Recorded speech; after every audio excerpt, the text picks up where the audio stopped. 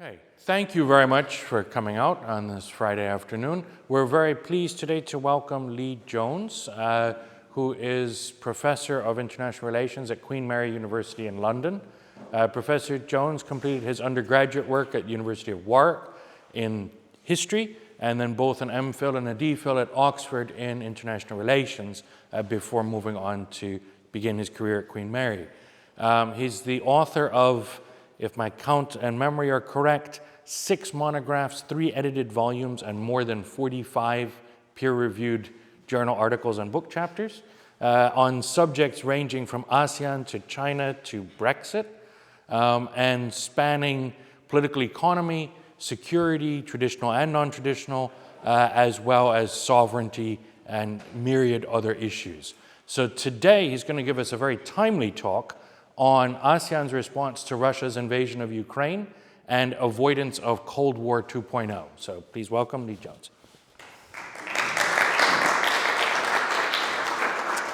Thanks very much, Bill. Thank you for inviting me. And thank you especially to Taka-san for doing all the organizational work. I'm very grateful for the invitation, and I'm very pleased to be with you for an in-person event. In addition to the things that Bill mentioned, I'm currently seconded to the UK Foreign, Commonwealth and Development Office, where I'm advising the UK government on Southeast Asia and China. But I want to emphasize that I'm speaking today in a purely academic capacity. What I have to say, it does not reflect UK government thinking or policy, and all of the analysis is based on open source data. So the title of the talk, I think, encapsulates the theme and the argument. This is an exploration of how the member states of the Association of Southeast Asian Nations, ASEAN, have reacted to Russia's invasion of Ukraine. And the main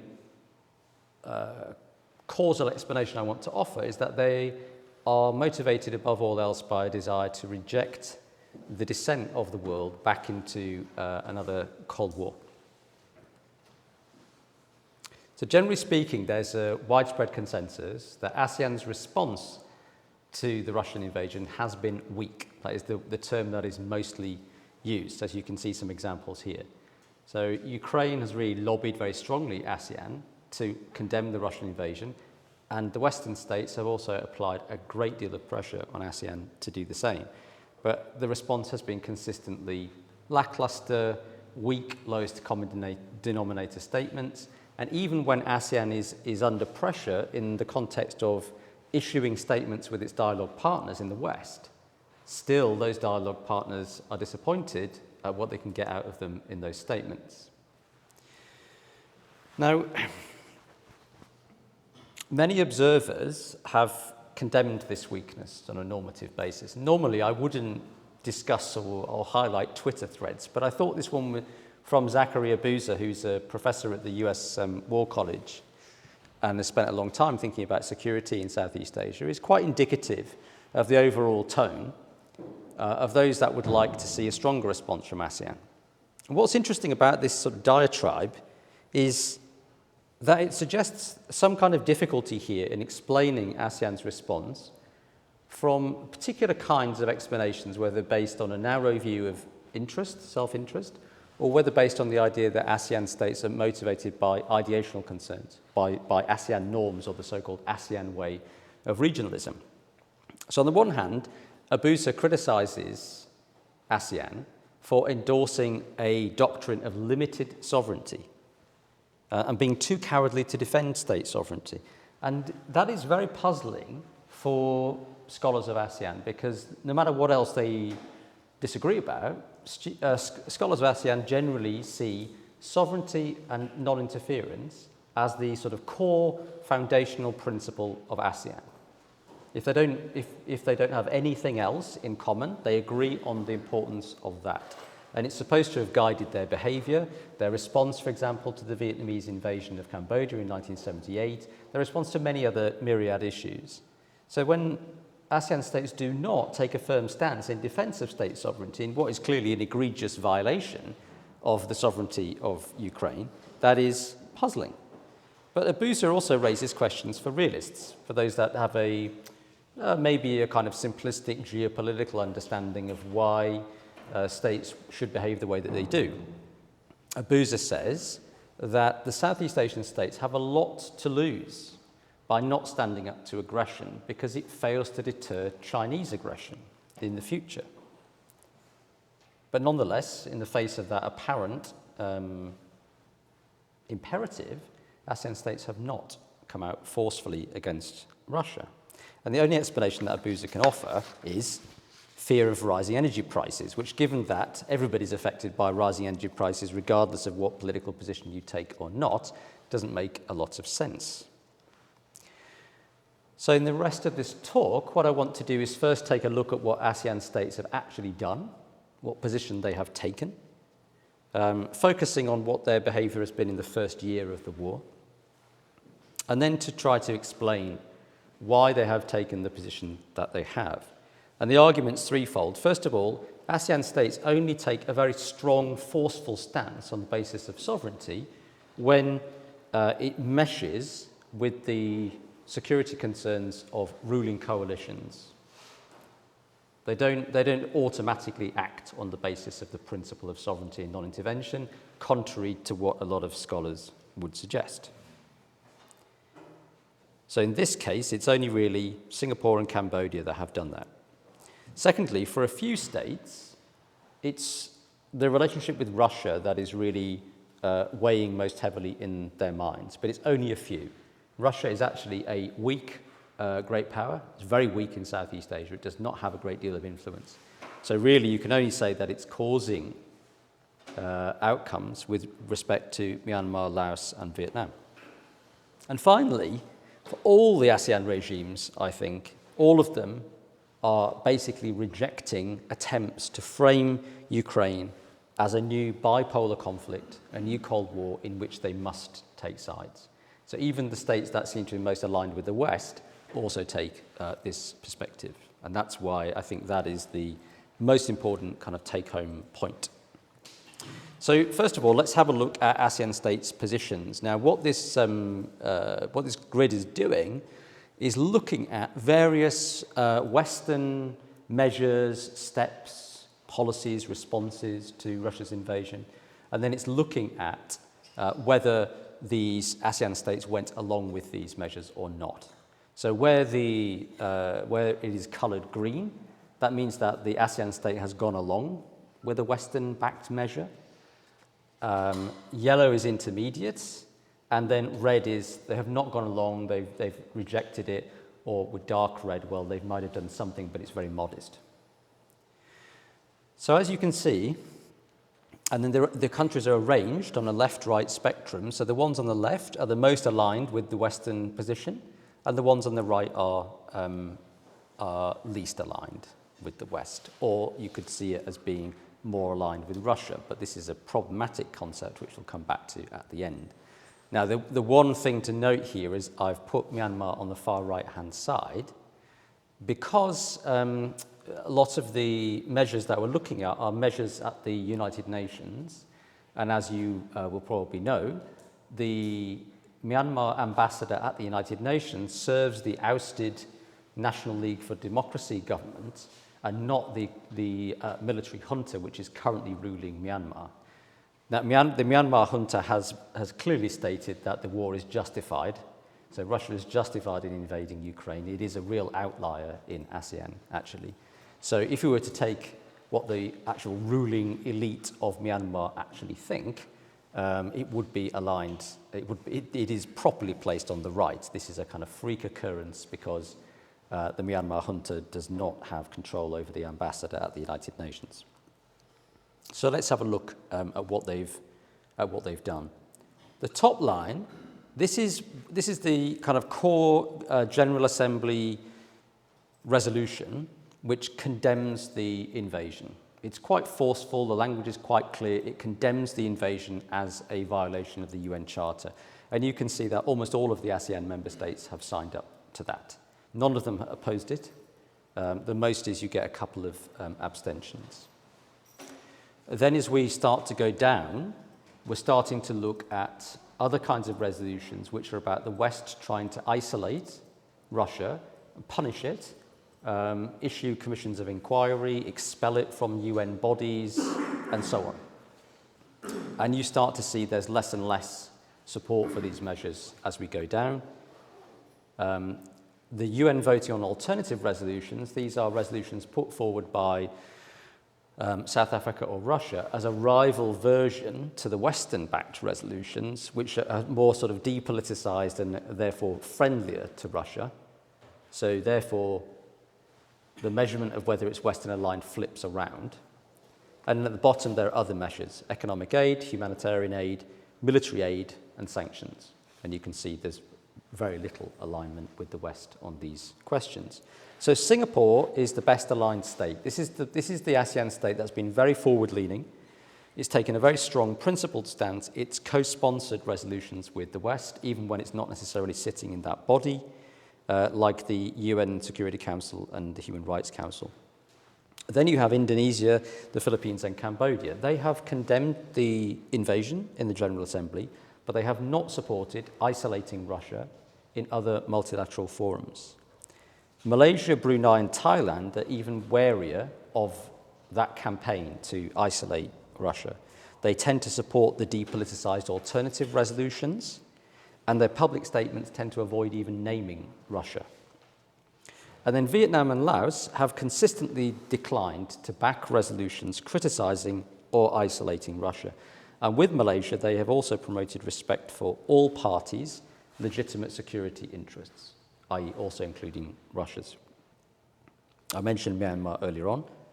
At the bottom, you can see that all the ASEAN member states have refused to aid Ukraine militarily. A very few have sent very modest amounts of humanitarian aid to Ukraine, and only Singapore has imposed very modest sanctions.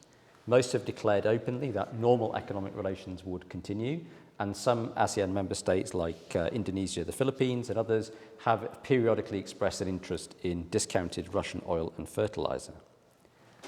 So the consequence of this rather divided picture is that ASEAN collectively has been limited to statements of regret and calls for de-escalation.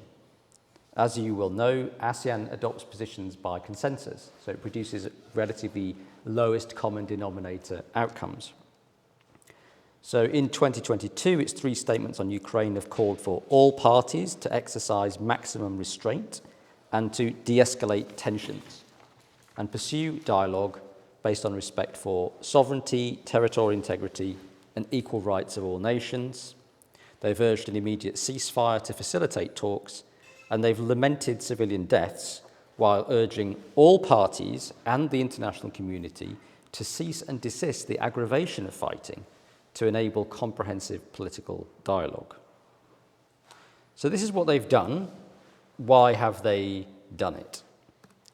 To begin with, let's think about ASEAN states' attachment to sovereignty. In my argument, in my very first book, which is now over a decade old, is that ASEAN states, although they're famed for their attachment to sovereignty and non-intervention, there's actually a long history of ASEAN states violating these norms when it suits them. Now, although these states have been members of the non-aligned movement for much of their history, most of them, and despite the claims of constructivists in particular that these norms have been internalized and have reconfigured their identity and their outlook and their behavior, actually respect for sovereignty is flexible. It really does depend on the interests of the ruling coalitions within ASEAN states. So the result is, and I think it's important to emphasize this, that all of the ASEAN states, except Myanmar, have criticized, directly or indirectly, the Russian invasion by supporting the resolutions they have, but through their speeches in UN bodies, they are quite clear that they do not think the violation of sovereignty and territorial integrity is legitimate. They are not supporting Russia. However, that doesn't necessarily mean that they take a forceful stance, as we've just seen. Singapore and Cambodia are the outliers. So my argument would be that the attachment to sovereignty is too thin to generate a very forceful response, except in cases where there's a reinforcing push from domestic interests, from the security outlook of ruling elites. And that really explains the Singaporean position very well, because Singapore views the invasion as an indirect existential threat to the future of small, weak states. So the Singaporean regime, the People's Action Party government, has for decades actively fostered the idea that Singapore is at risk of foreign invasion in order to justify mass conscription and to discourage people from destabilizing the government, i.e. regime change. So it has largely bought into this idea. Ruling elites in Singapore have fostered this idea, and they have bought into this idea that Singapore is not safe, it's not secure, it could be invaded potentially any time. So we have to rely on international law to protect us. And that means that there is a relatively consistent posture that Singapore takes, that our survival as a small state is bound up with the defense of international legal principles. And that's a consistent policy that it also pushes through the Forum of Small States, which Singapore founded in 1992. So that is the way that Singapore has explained its position. It's very coherent and it's very consistent. Now, in this case, the Cambodian position has also been similar, which surprised a lot of commentators. And Prime Minister Hun Sen has highlighted Cambodia's own experience of foreign invasion and occupation, which means by Thailand and Vietnam, although they're never named, and said, if we're attacked in future, we'll have nothing to fall back on if we don't stand up for these principles. So a similar kind of argument to Singapore. So Hun Sen said, quote, respect for the independence and sovereignty of Ukraine is equal to respect for the independence and sovereignty of Cambodia. Now, although that appears to be a principled stance, it is enabled by the fact that Cambodia does not rely heavily on Russia for its security or any other kind of relationship. Conversely, coming out against Russia is quite a cheap way to curry favour with Western partners.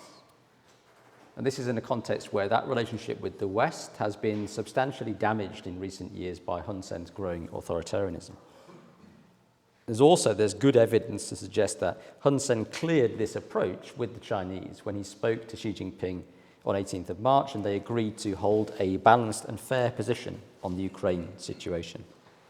Now, Timor-Leste has also taken a similarly principled stance, invoking its own history of conquest and occupation. But as they're not yet an ASEAN member, it's beyond the scope of this presentation. But beyond these states, ASEAN states have not taken a forceful stance on the basis of the UN Charter, the non-aligned movement, or ASEAN itself. And I think a big part of the explanation here is that the West really has no credibility when invoking these norms, thanks to its own cavalier disregard for these norms over the past 30 years. Through the 1990s, the Western powers openly derided national sovereignty, promoting various forms of sovereignty transcending regional and global governance, while intervening militarily across the global south in the name of human rights.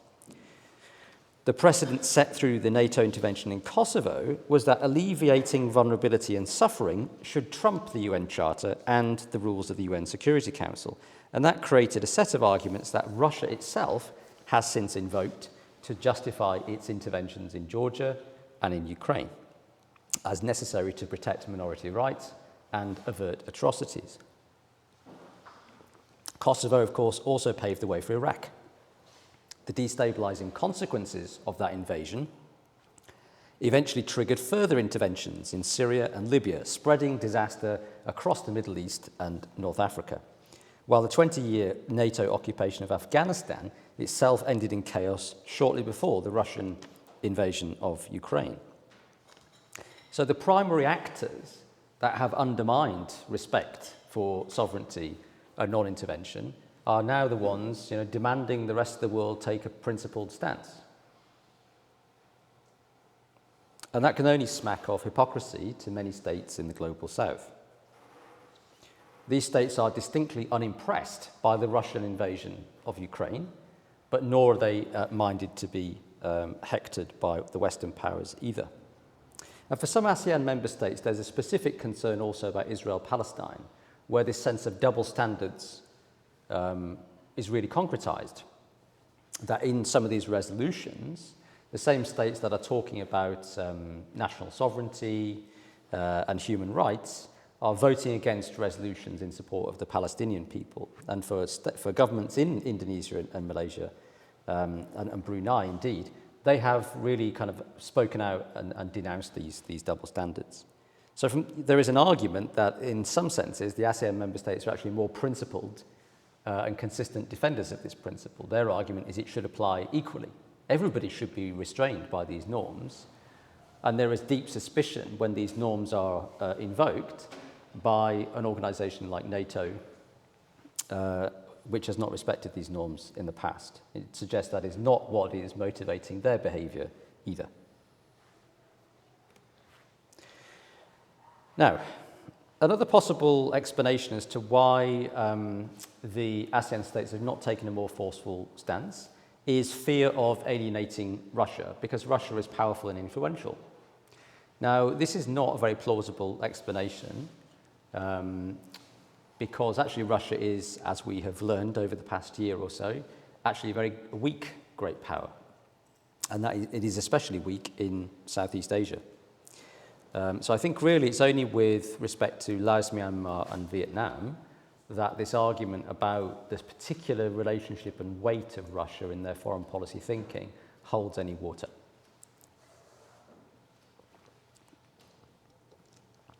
So if we think about Russia's relationship with ASEAN generally, although Russia is a dialogue partner, it's not a very respected or valued one. It ranks very low in terms of the quantity of concrete activity, its funding donations, etc. Defense cooperation has never really come to very much, and so on. Economically, it's very marginal, extremely marginal. It accounts for less than 1% of trade and investment flows in the region, and there's really no correlation, even with the small amounts that are there, between the trade and investment flows and states' positions. So if we look at Singapore, for example, it's got most to lose in the investment space, but it's taken the most forceful stance. And there are really, although there are some trade dependencies, none of these are really significant or strategic enough to suggest that Russia has somehow bullied the ASEAN member states into staying quiet. Now, arms sales, as you can see on the right-hand side here, are more significant. And here, Southeast Asia is not that different, say, to Africa, where Russian influence, such as it is often felt through the defense space, through defense sales. So, but the key point here is that its influence and importance has actually been shrinking over time. So, after 2000, there was quite a big expansion in Russian arms sales to Southeast Asia. It was a kind of big strategic effort by Russia to open up new markets beyond the old Soviet markets. And so you did get this considerable increase over time. But the share of arms imports has peaked in 2011 at 43% of total regional imports, and then has fallen very sharply as a result of Western sanctions, US sanctions in particular, imposed after the Russian annexation of Crimea. So it was just 8% of total regional arms imports by 2021. But still, I would say, for three states, for Myanmar, Vietnam and Laos, Russia is a significant enough security partner that you can make a plausible argument that this has factored into their thinking. It's very clear for the Myanmar junta in particular that the reason it has taken this pro-Russian position is due to the existential battle it is engaged in against ethnic minority rebel groups and the democratic opposition since the February 2021 coup. The relationship with Russia is not new. Myanmar military started importing weapons from Russia in order to not become totally dependent on China a long time ago, as you can see from these figures. But certainly since the coup, the junta has been incredibly isolated internationally and very dependent on Russian support to avoid total dependence on China, which it definitely does not want. So that is a very straightforward explanation as to why Myanmar has taken the stance that it has. I think when it comes to Vietnam and Laos, also they view Russia as an important security partner needed to counterbalance China. Both regimes have historical ties to Russia, with some senior elites, for example, having studied in Russia and speaking Russian. Vietnam does not support the invasion. I think it has made clear in its statements that it is not impressed with the violation of sovereignty, but nonetheless it doesn't want to alienate Russia. Russia is one of only 3 comprehensive strategic partners, and its arms supplies and the ongoing servicing support to keep those arms systems going are necessary for Vietnam's military modernization, which is in turn necessary to deter China. And Vietnam at the same time is also trying to diversify its relations and build good ties with Western partners. So this has been an extremely awkward time for Vietnam as it balances between these different imperatives. Now, Laos imports much fewer weapons on a quantitative level, but at the same time, Laos does not have the options in terms of great power relationships that Vietnam does. So it really is only limited to Russia and China. So if it wants to avoid, again, having no relationship with any great power apart from China, it can't break from Russia. And the Laotians, I think, are also just a lot more skeptical about US domination. So that's the Russian angle. And finally, I want to talk about what I think is kind of overridingly the most important explanatory factor here, which is the ASEAN states' aversion to escalating great power tensions and their even deeper aversion to taking sides in that emerging conflict. And notwithstanding their differences, so clearly there are internal differences within ASEAN, but what I want to show you is that even the states that are closest to the West on this question are still nonetheless sharing in these concerns about escalating great power tensions and the threats of a new Cold War. Now, where does that aversion come from?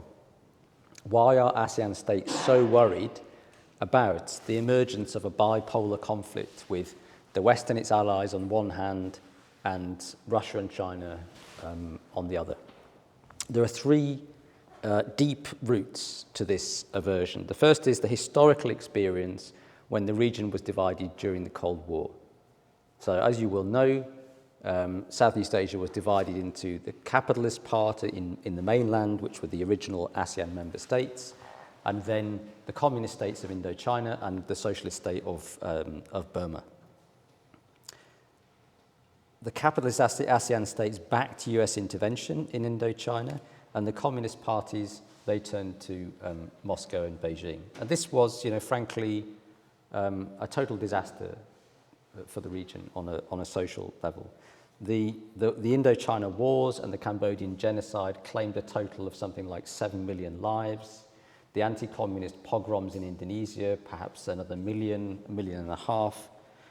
The Indonesian occupation of East Timor claimed about 110,000 lives. This was an extremely kind of brutal time. And memories of these experiences, I think, remain very acute in the minds of ASEAN policymakers. The second reason is the strategy that ruling elites have taken since the Cold War. So expanding ASEAN to include all of the states in the region, despite their differing regimes and outlooks, has been a key way of reconciling the region from the divisions of the Cold War, and then using ASEAN as a platform to engage all the major powers through what I've called omnidirectional diplomacy, right? So friends to all. We want all the great powers around the table. Why? Because it maximizes ASEAN member states' individual and collective diplomatic weight. It maximizes the concessions, the goodies that they can get from the big powers. And it also maximizes regimes' domestic political autonomy by avoiding dependence on a single external patron who can force them to do certain things and call the shots. And the third kind of deep deep-seated cause here is geostrategic uncertainty. So the regional power dynamics in East Asia definitely reinforce this need for omnidirectional diplomacy and careful equidistant balancing between the great powers. For all of the ASEAN member states, a rising China offers vital economic benefits, but it could prove militarily challenging in the future. There is that uncertainty. At the same time, the US cannot replace China economically, nor can it offer compelling security guarantees. So what ASEAN states tend to do is they reject anti-China alliances, whilst also hedging against potential future Chinese aggression by developing economic and security ties with other great power partners. Now, ASEAN is quite comfortable with great power competition or rivalry. In fact, that's good for ASEAN. It's great to be in the center, being courted, your affections and attention being courted by all the great powers, because it maximizes the benefits that you can get from each of them. But if that escalates from rivalry and competition into open conflict, that is disastrous. It is the end of omnidirectional diplomacy. And if they are forced to choose sides between the great powers, it's highly likely that ASEAN would split, and the region would again be would dissolve into mutually hostile camps dominated by different great powers. So for the ASEAN member states, the Ukraine crisis is yet another indication, among many, of rising and dangerous geopolitical conflict between the major powers.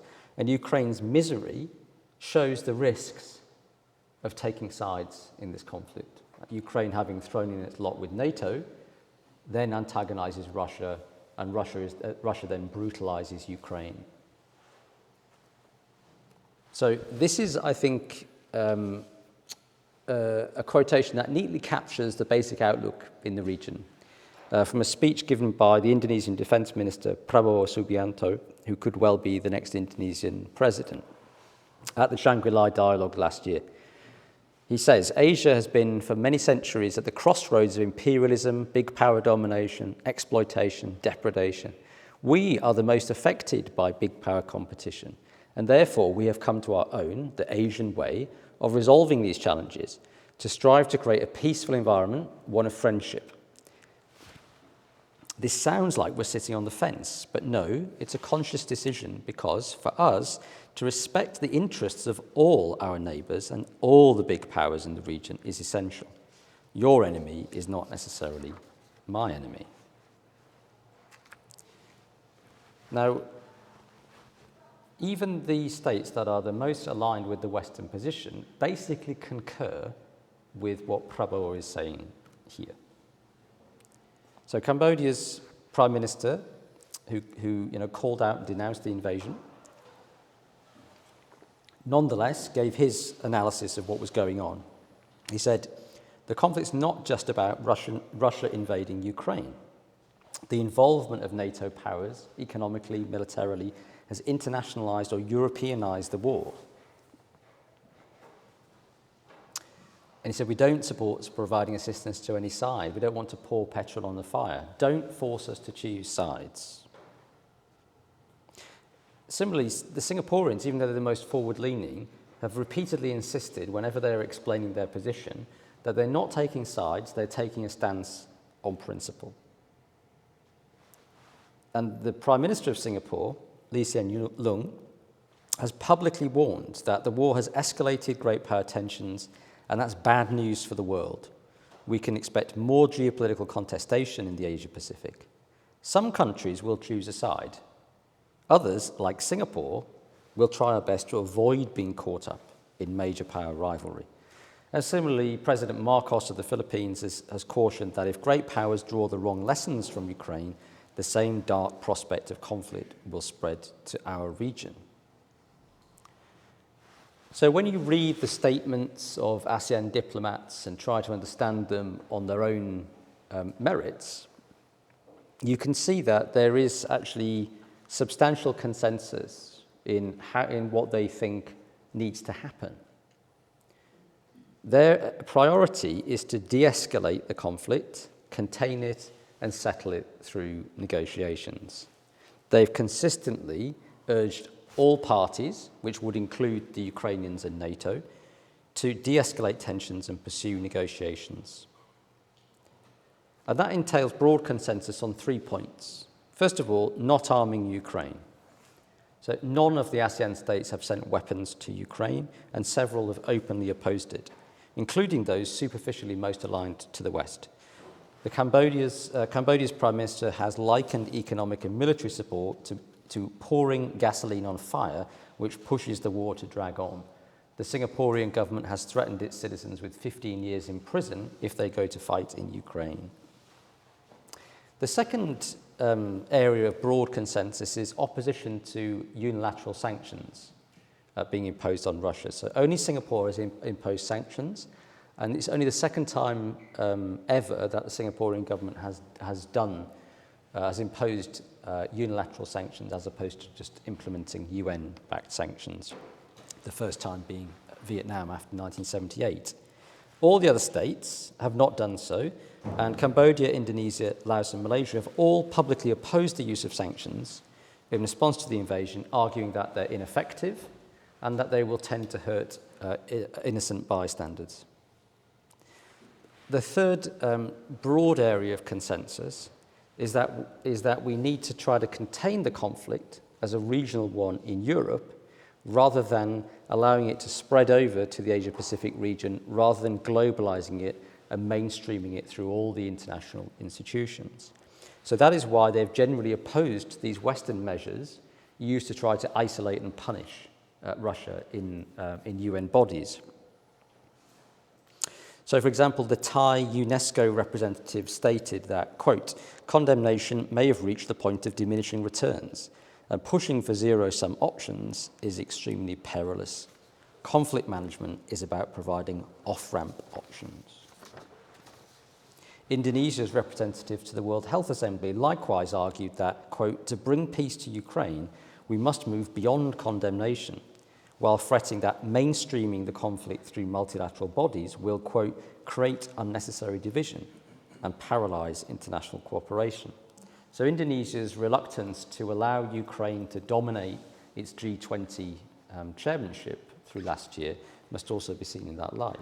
And interestingly, even Singapore opposed attempts to revoke Russia's most favoured nation status at the World Trade Organization, arguing it wouldn't be effective and would politicize the World Trade Organization. There's also at least a subset of ASEAN member states that believe that resolving the conflict requires greater respect for Russian security interests. The Myanmar junta has explicitly blamed the war on the US failure to respond to Russia's demands for its own security, and Laos, Malaysia and Vietnam have all stated that the legitimate security interests of all parties must be considered. Now, this is almost certainly coded criticism of NATO's role in generating the conflict in Ukraine, and it's quite highly likely that that view is shared in other ASEAN governments as well, and it's certainly shared by elements of public opinion in places like Indonesia, for example. The argument here is that NATO's eastward expansion has fanned Moscow's anxieties, provoking first Russian intervention in Georgia and then in Ukraine. This is not a moral position. It's not an endorsement of the Russian invasion. It's simply a recognition of the way that threatened and cornered states react. And it links to the earlier point about Western hypocrisy. It's a pragmatic recognition that to maintain international peace, the powers that have the capacity to disrupt peace must have their basic security interests accommodated. And all the ASEAN member states, even the most Western aligned, reject efforts to frame Ukraine as part of a new Cold War, especially efforts to conflate Russia and China together as the global enemy. So you can see there the quotation from Prime Minister Lee at the bottom there. You have to be very careful, he said to an American audience, not to define the problem in such a way that automatically China is on the wrong side. For example, by making this a battle of democracies against autocracies. But this was very much the US policy in the early months of the war, to frame the conflict in this ideological way with these two camps. Now, ASEAN member states have totally rejected this framing, and they've also rejected the attempt to draw parallels between Ukraine and Taiwan.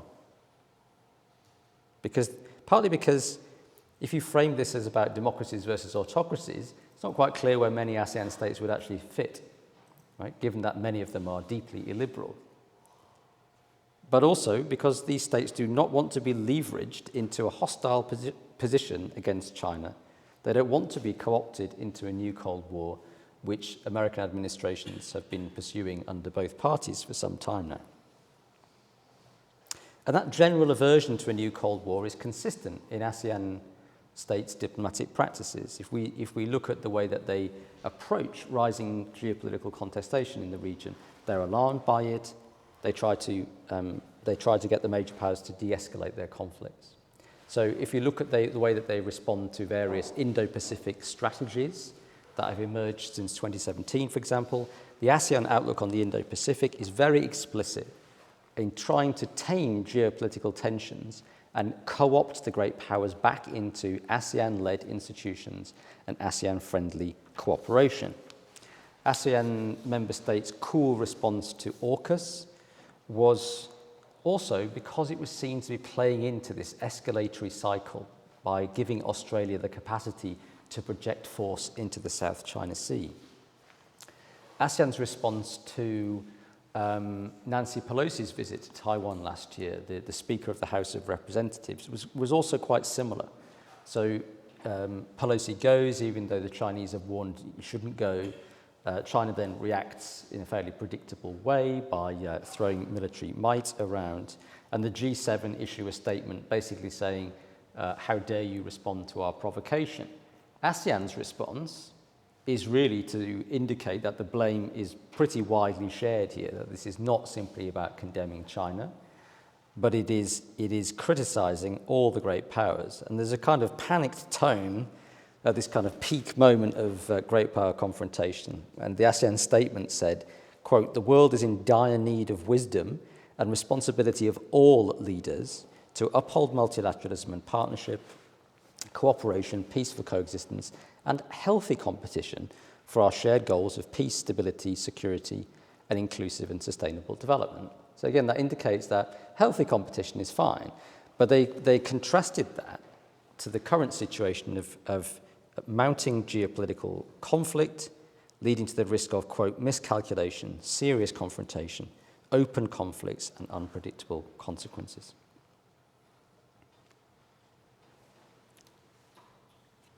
So to conclude, I started with that relatively crude comparison of ASEAN states' positions, which placed them on a spectrum.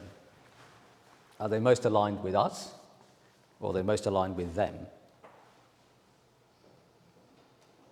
Now, that's a useful analytical exercise, but arguably, thinking of it in that way is also part of the problem for the ASEAN states. The position that they have taken on Ukraine doesn't, I think, reflect Russian disinformation or influence or power in the region. Russian weakness is manifest. An attempt to blame ASEAN member states' positioning on Ukraine on Russian disinformation or narratives and so on is simply evasion. It's simply a lack of willingness to engage with the realities of what is driving their response. Russia really only matters for most 3 ASEAN states. The rest of the region has also been reluctant to take a firm stance. And the overriding reason, I've argued, is that ASEAN states don't want to be drawn into a Western crusade against Russia and certainly not against China. They fundamentally reject the attempt to frame the situation as a new Cold War, as a bipolar order in which they must take sides.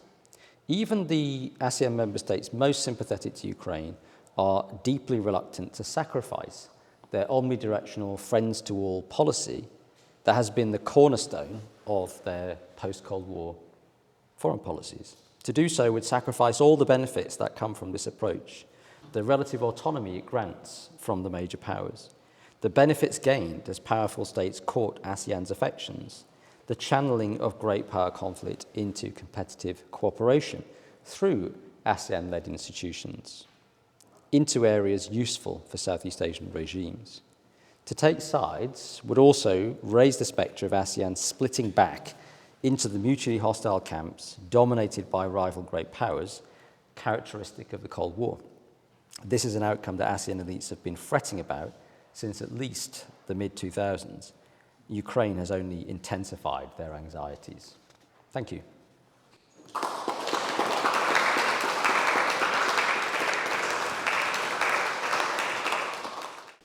So we should have lots of time for questions. Let's go ahead and open up the floor to questions if anybody has a burning question. Yes, Ajay. Can you hear me? Thank you for the talk. I've been following your work for a while, so this is a real treat. And I wanted to say I particularly appreciate that you said at the end you can't explain this by Russian disinformation, which a lot of Singaporean commentariat had subscribed to.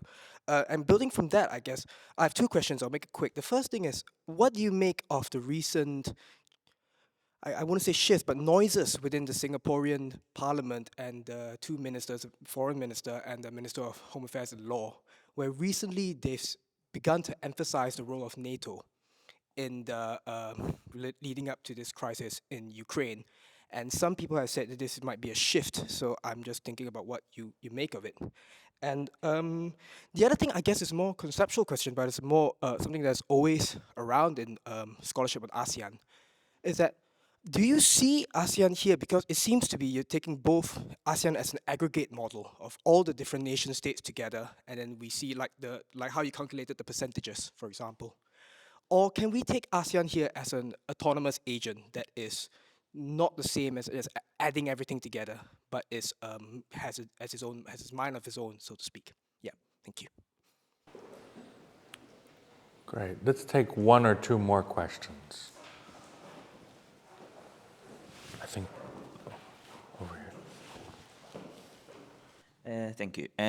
My question is that I think the reason that you talk about which make ASEAN that take this weak position seems plausible, and it seems that this can also be applied to other non-Western countries. But the reality is that many other countries still choose to follow the Western positions. So my question is, why is the reason for this difference? So why is ASEAN, which made up of small and middle-sized countries, able to hold such a position, but other non-Western countries have to follow the position of the West? Thank you. Let's take one last question and give them a chance to answer. Thank you so much. It was a very interesting talk.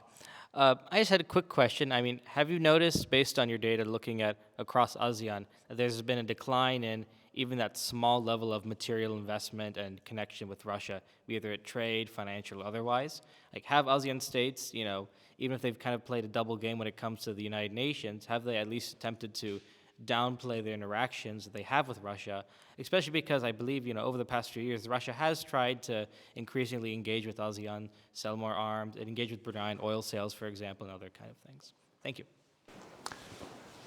Start off with Great those. questions. I mean, there's a lot there. So I'm actually not, I hadn't noticed these comments from Singaporean ministers, so I'll have to check that out. It's very interesting that you mentioned that. But I think, you know, we have to try to distinguish questions of causation from questions of moral judgment. So, and I think the Singaporean elite probably is quite good at doing that. And there's a kind of pragmatic calculator. And we, I think, in the West have become much less good at doing that over the last year. So if we acknowledge that, you know, from just a kind of very straightforward, bog standard first-year international relations theory perspective, from a realist standpoint, that NATO expansion is quite likely to have fanned Russian security concerns. And indeed, Russia has been warning consistently against NATO expansion since 2007 in increasingly shrill terms, and has shown its willingness to use violent force to prevent neighbouring states from joining NATO. then we can see that NATO has played its part in generating the conflict. Now, does that mean that it's therefore morally justifiable for Russia to invade and brutalize a neighboring country? Obviously not. But I think in many people's minds, these questions have become conflated. Yeah, so it's bad. Therefore, the reason it happened is because Vladimir Putin is evil. And that's about as far as people's thinking tends to go. There is more debate in other European countries, but the debate in this country is risible.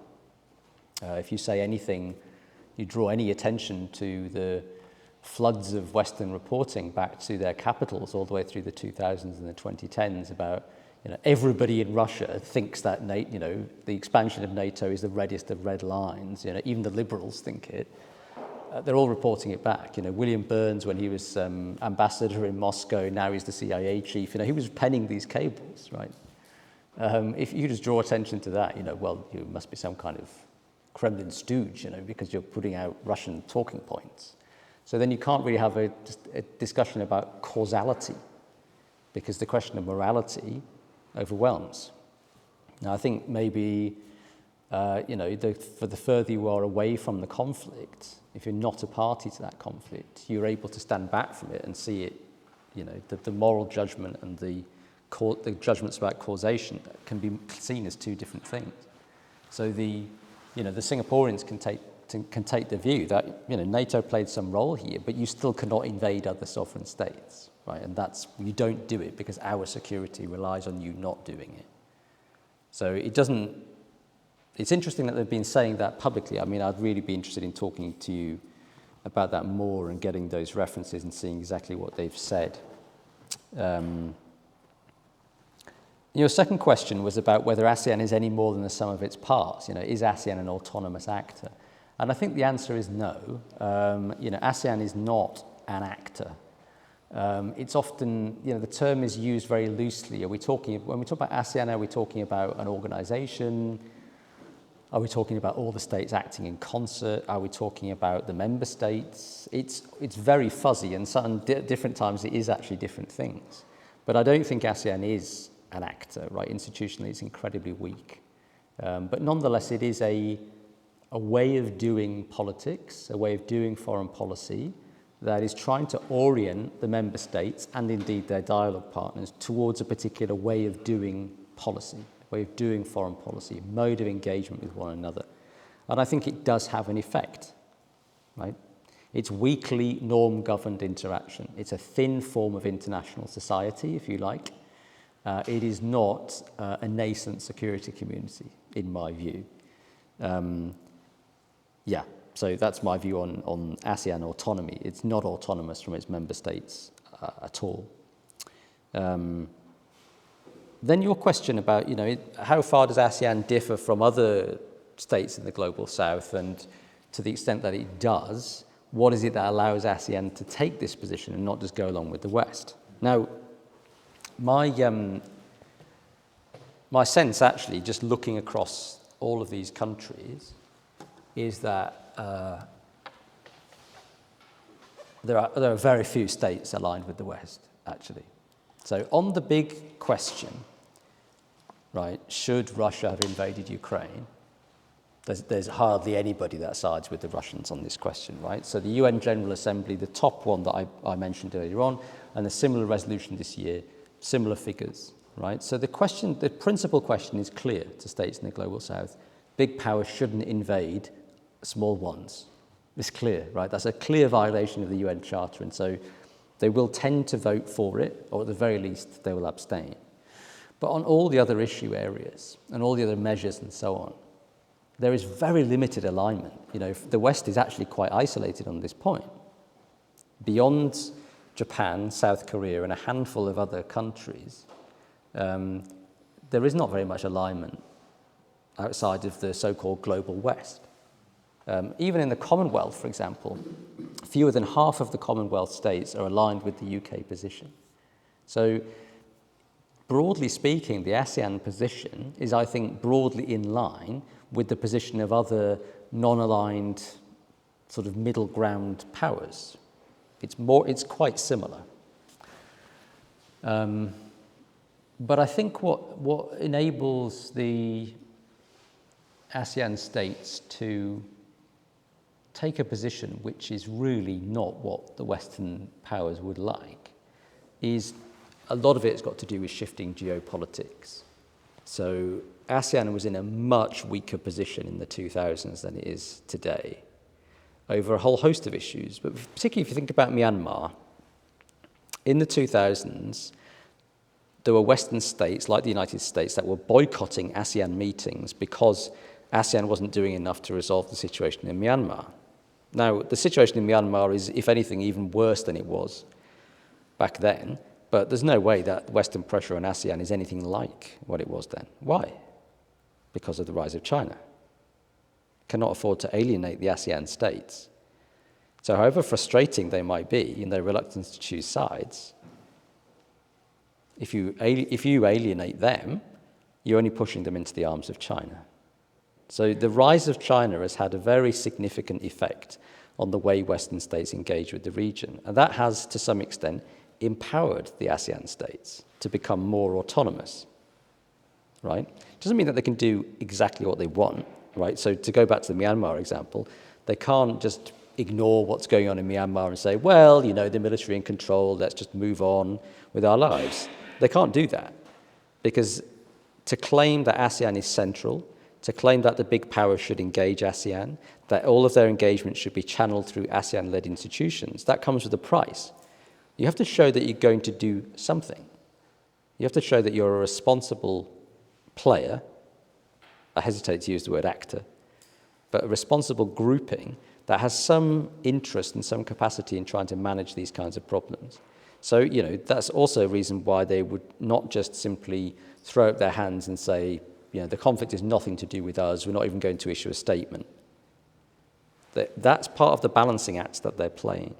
But there's no doubt in my mind that the rise of China creates many challenges for the ASEAN states, but it also moderates the way that the West engages with them, and that empowers ASEAN to take a more autonomous position from the Western powers.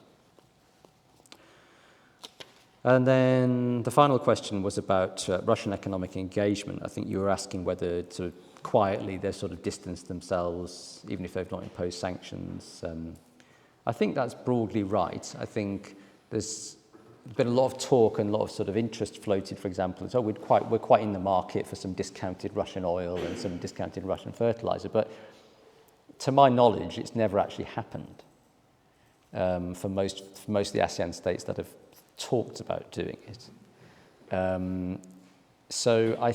I think that there's a sort of studied reluctance to be seen to be doing business with the Russians. Again, with the exception of Myanmar, because Myanmar has imported Russian oil. In fact, Russian oil has been channeled through the Myanmar gas and oil pipelines to China.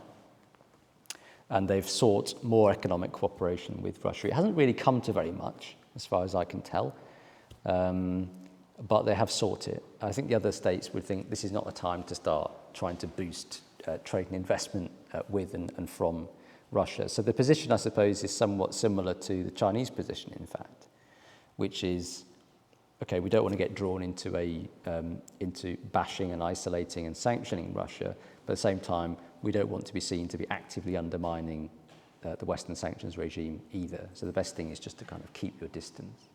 And trade and investment has fallen off fairly substantially, I think.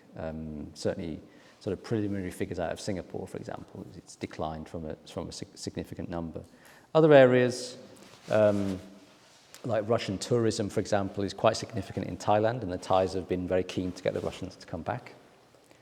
So it's uneven, but I think generally speaking, they're not rushing in to think, now we can get good deals from Russia. I don't think there's very much evidence of that. I think there's greater caution. Again, it's because there's very limited stakes, right? Less than 1% of your trade and investment. Why would you risk your relationship with these other much more significant economies by trying to get some kind of cheap discount for oil?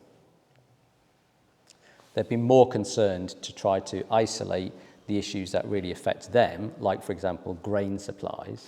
So when President Jokowi of Indonesia went on his so-called peace mission to Moscow and Kyiv, it was very much about, how do we get this corridor open to resume grain exports and reduce food price inflation domestically. And as soon as that was done, which you can't really credit him with, it was Erdogan that managed to negotiate that. That was it. He didn't really engage in the question again. Before we go back to the floor for more questions, which we will in a second, I just have one other question as well, which is about sort of balance of power politics vis-a-vis China in this equation. Because when thinking about the Ukraine war and China's position, one always kind of circles back to this idea of balance of power when it comes to the US, Japan, and Russia, and essentially China's incentive to use Russia to balance the United States and Japan, and therefore to prevent too many states from lining up strongly against Russia or prevent Russia from losing catastrophically if possible, is key in order to preserve that balance of power, even if China's not going to take Russia's side per se. But when we look at this from the perspective of ASEAN, in the sort of longer term arc, what we see is a balance of power game being played where China is being used to balance the United States and to some extent Japan and Australia. And for certain members of ASEAN, Russia is also an important balancer against China. And you highlighted that somewhat in terms of the military procurement slide. Even states like Indonesia, though, have over decades sourced critical military hardware and other sort of military systems from Russia and from the Soviet Union before that. And a lot of those are sort of legacy things, not just current spending. The other thing I would highlight there is that Vietnam should not be underestimated in its security and defense importance within this region, right? So it's just one state, but it's a big one, particularly when it comes to defense in the ASEAN region. And for Vietnam, the balance between Russia and China is really critical, as you also highlighted for Laos and from a weaker position, Myanmar. And so in that sense, what China does in the war and in the balance of power game more globally with respect to the war has critical implications for the way ASEAN can leverage that continuing balance of power or lack thereof. So it's actually in China's interest, if it wants to continue to play this useful role in ASEAN and to have good relations with ASEAN states, to distance itself from Russia, so as to avoid falling into this trap of being painted as part of this global bipolar game between democracies and autocracies, and to remain as a balancer against Russia, and to allow Russia to remain as a balancer against it in the minds of ASEAN actors, which may be somewhat counterintuitive from some perspectives, including some inside China. So I'm curious to hear your thoughts. Yeah, I on mean, that. it's obviously very complicated. I mean, this is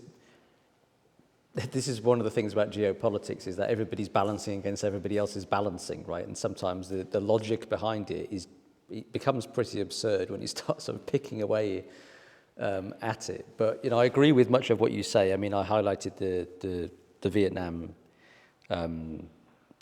angle. That's very clear. That the relationship, even though the Vietnamese have clearly already started to move to diversify the sources of their weaponry, once you have bought large quantities of modern military platforms, you still need foreign technicians, foreign spare parts to keep it going, munitions and so on. It kind of locks in a dependent relationship for much longer than current spending would imply. The Indonesians started to move away from Russia much earlier. The Vietnamese are they do want to diversify away, but if you think about what's available at the right price point, it's quite difficult for the Vietnamese to do it, and so they cannot afford to alienate the Russians for their own national security concerns, which are very much about China. Completely agree. And if I didn't bring that out enough, then I'm at fault. on the China's position in all of this is, I think, very interesting. I think precisely because of this attempt to bracket Russia and China together, the eyes of the world are very much on Beijing and not just Moscow. And I think China has to steer a very tricky course here. So if it is seen to be behaving in a way similar to Russia, for example, over Taiwan, then it lends credence to the idea that Russia and China are the enemy and everybody's got to align against them.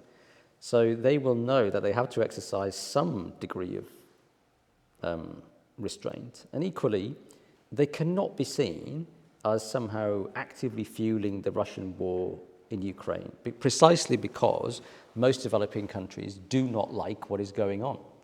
They don't necessarily want to get swept into an anti-Russian crusade, no, but they don't support it either. So if Russia leans in heavily in a way to sort of prop up Russia or keep the war going and violating sanctions and all the rest of it, then that looks very bad for China. And I think this is why it studiously does not violate Western sanctions. Right? Even though it opposes Western sanctions, it does not, from what we know, it does not bust them. Right? It's not involved in deliberately, undermining Western sanctions and acting as a so-called black knight, riding to Russia's rescue. It maintains normal ties between the two states, which obviously help the Russian war effort simply by virtue of the trade flows and so on. But it is also positioning itself as being an honest broker, with these peace plans and so on. I mean, China has no intention, I think, of trying to broker peace in Ukraine. It's not serious. But it needs to be seen as saying and doing something in order to project this image that it's a responsible great power to the rest of the world, because everybody has got, one eye on Moscow and one eye on Beijing. So that's the game, I think, that China is playing. I agree with you that the collapse of Russia would be not in China's interest at all. I mean, arguably the collapse of Russia would not be in anybody's interest, because there is a huge risk that whoever follows Putin would be far worse. All the odds are that it would be some kind of horrendous right-wing dictatorship if they're able to hold the country together. The prospect of sort of Russia breaking up, which some US strategic thinkers have welcomed and said this should be our war aim. The fragmentation of an enormous state like Russia into nuclear-armed statelets, the disorder and the insecurity that would bring. I mean, this is extremely risky scenario for everybody. But certainly for China, it's not in their interest to see, a difficult partner, right? There's little love lost between Moscow and Beijing. Moscow has been extremely wary of China's sort of, moving into its sphere of influence in Central Asia too. So this is a tense and difficult relationship. It's not, despite all the rhetoric, a no-limits partnership. There are clear limits to the partnership in practice. But also, it's certainly not in China's interest to see Russia collapse. So they're walking a very, very tricky tightrope as well, and they're balancing against balancing. Yeah. It reminds me actually of a story to guard against conflating China and Russia in terms of security politics in Southeast Asia, which is that in the summer of 1965, Lyndon Johnson convened a series of discussions in the Oval Office, including people like McGeorge Bundy and Robert McNamara, all of which were then captured on the White House taping system that he installed. And you can go and listen to these, and the thrust of part of them has to do with how to negotiate with the North Vietnamese over the removal of radar and missile sites that the US and the South Vietnamese objected very strongly to. And they came to a point of saying, well, we don't talk to the North Vietnamese. Who does? Who do they talk to? Oh, they talk to China. Oh, but we don't talk to China either because we don't recognize them. We only deal with the Republic of China government in Taiwan. So we can't talk to China. How can we get to the North Vietnamese? Oh, let's call the Soviet ambassador. The Soviet Union and the People's Republic of China, of course, are one and the same. So we can just tell the Soviet ambassador to tell China to tell the North Vietnamese to get rid of those missile sites. That's nonsense. I mean, it ignores, obviously, the fact that the Soviet Union and China had stopped talking to one another about 5 years before that, and that they were about to start fighting border wars about 4 years later, and considered one another major enemies. In fact, both countries saw each other as greater threats than either of them saw the United States in that moment, to some extent. And so that's a danger that I think we're walking right back into in some quarters. So it's important, I think, as you did, to highlight that in fact those two countries are not one and the same. I think there's time for one more question. Actually, let's take three more and then give you the chance to answer, and we'll end at that. Thanks for the talk again. Very enjoyed it. I think my question kind of follows your response to the second question we had, as well as towards the end, as you mentioned about how the ASEAN prefers to walk the fine line between the great power ivory. So just referring briefly on the ICES survey that you touched upon, I think it is quite interesting how a lot of respondents to those kind of surveys also favor ASEAN's decision not to choose between any of the great powers. So, which kind of shows that the ASEAN's foreign policy is actually rather supported by the public opinion as well in that sense. But the real question is, how can ASEAN really continue to hedge? And by that, I mean, is there true value to these ASEAN-led mechanisms for other great powers to really respect ASEAN's, these kind of convention power? And by that, I think, ASEAN's been around now for over 55 years, but these ASEAN-led models really worked in the post-Cold War era. As you mentioned, during the Cold War, ASEAN was only a group of 5 countries, or including Brunei was 6 in the 80s, but today's ASEAN 10 only became ASEAN 10 in the 1990s. The ARF, ASEAN Plus 3, East Asia Summit, all these ASEAN-led mechanisms really began in the post-Cold War era as the world thought that we are moving into a real different world. But now with this return of this so-called Cold War 2.0, do you really believe that ASEAN continuing to hedge between this great power rivalry when there's when the Cold War is returning, sustainable in the long term, particularly, And I guess this is notwithstanding the internal stability of ASEAN as well. I mean, ASEAN cannot agree on what to do with Myanmar. Different member countries have different preferences over which great power, they choose prefer, and, people like Bilahari in Singapore talks about maybe you should kick out Laos and Cambodia based on their favor of China. So notwithstanding all of these internal problems ASEAN has, but even the convention power ASEAN has, is it really relevant as the great power rivalry intensifies? Great. So we have 2 more questions very quickly as we're almost out of time. Thank you, Dr. Jones. I just wanted to probe your assessment of Cambodia a little bit, because you said on the one hand that the Cambodian response was cleared by China, and I may be putting words in your mouth here, but it seems that you're portraying Cambodia as a bit of a Chinese vassal state.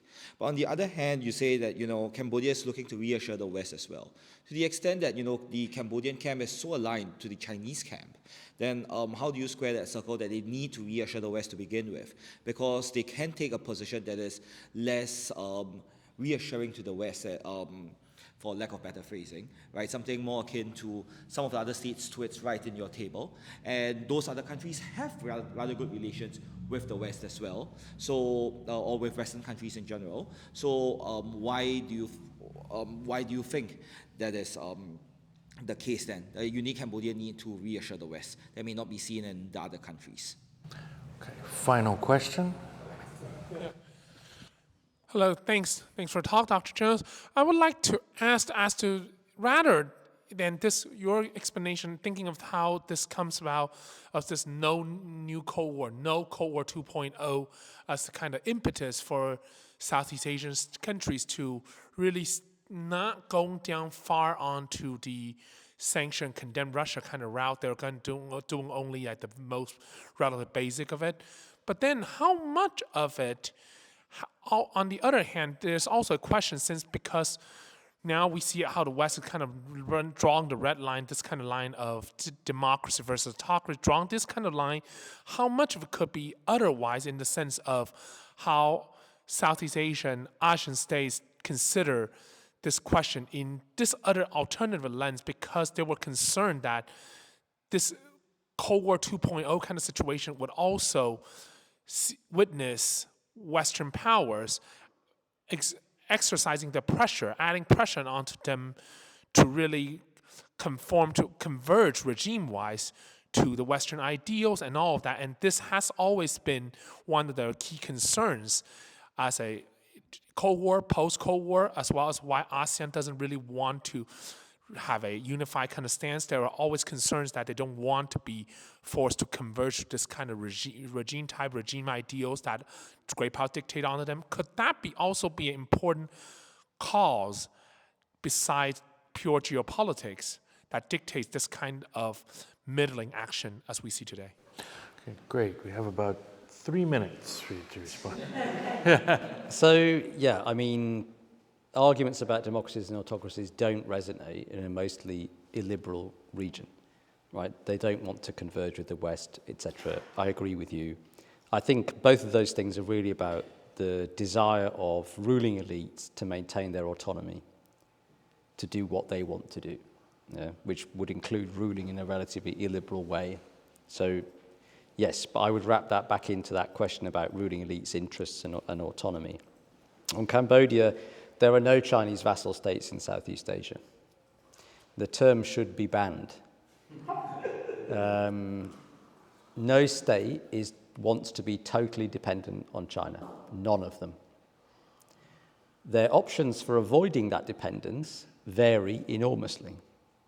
So, as I mentioned, Laos doesn't have really many choices because it's a very unpleasant authoritarian dictatorship.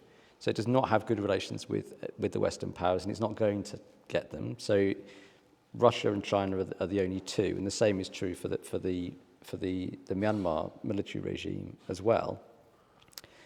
So what's the difference with Cambodia and the others? Well, Cambodia is not really sort of moved very much away from Russia in a way that Vietnam and Laos did not. So it doesn't depend on it for arms. There's no trade or investment relationship, nothing. So that relationship is just kind of non-existent, where that's not true for Vietnam, Laos, or Myanmar. Whereas Cambodia does want to have good relations with Western states. So incidentally, does Myanmar. Myanmar would love to have good relations with the Western states, but its domestic regime requirements do not permit it. And that's why I get to link to your question. The thing that is overriding in all of this is the requirements of the domestic ruling elites, right? The Myanmar regime, as soon as it moved to so-called disciplined flourishing democracy, it diversified its relations away from China. It cozied up to the West. Now it's not possible anymore because of what it's doing domestically. And what comes domestically overrides everything else. The same is true for Hun Sen. In order to cling to power, the CPP regime has had to become more authoritarian. So it's had to sacrifice the relationship with the US and the EU to some extent. But this was a moment at which it had nothing to lose by criticizing Russia, and maybe something to gain by distancing itself a little bit from China on this and Russia on these questions and positioning itself as being more aligned to the West. That's my reading of what was going on there. So it's precisely that all these states are playing a balancing game, but their options of what they can do is determined by what great powers will do for them, which is to some extent determined by their own domestic politics. Yeah? I hope that is somewhat coherent, which then relates to the question about can ASEAN continue to hedge? I mean, this is the big question. I think it will be able to hedge as long as the great powers give it space to hedge, fundamentally. So people have been criticizing ASEAN and ASEAN-led institutions and ASEAN centrality and ASEAN relevance for as long as I have been studying ASEAN, which I'm afraid is now getting on for a couple of decades. So the arguments about ASEAN relevance, where's it going, the institutions are not very effective, there's been hundreds of seminars and discussions about these things over the years. Why? Why does it continually get bashed and yet it never gets replaced? And it's really because of the divisions among the great powers. There's no great power in this region that is able to lead. There cannot be a condominium of the great powers. There can be no concert of Asia, as Amitav Acharya once suggested that there could be in the early 2000s, because the great power states, don't agree what regional order should look like, And also the great powers, and that includes the United States and China, are not willing to limit their own autonomy by agreeing to binding rules. Neither of them are willing to do that. So none of the great powers can lead.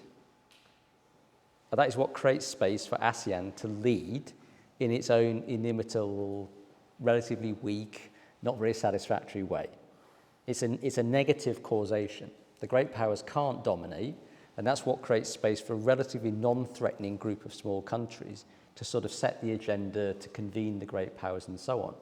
But they know themselves that that relies on the great powers being willing to buy into that process, right? To exercise self-restraint, to channel their engagement into areas where there are shared interests for cooperation. In other words, what the ASEAN Outlook on the Indo-Pacific is telling them to do. Great that you're engaged, great that you're stepping up engagement. Can you please not do that in the security sphere? Can you come and do the things we're interested in the Sustainable Development Goals and connectivity and maritime cooperation? Nice things where we can agree. So it all depends very much on the great powers' willingness to keep doing that. And that is what keeps them awake at night. How long are they going to keep doing that? And the jury's out. All right. Thank you very much. Thank you, everyone, for coming. Thank you, Lee Jones, for a fabulous talk and great discussion.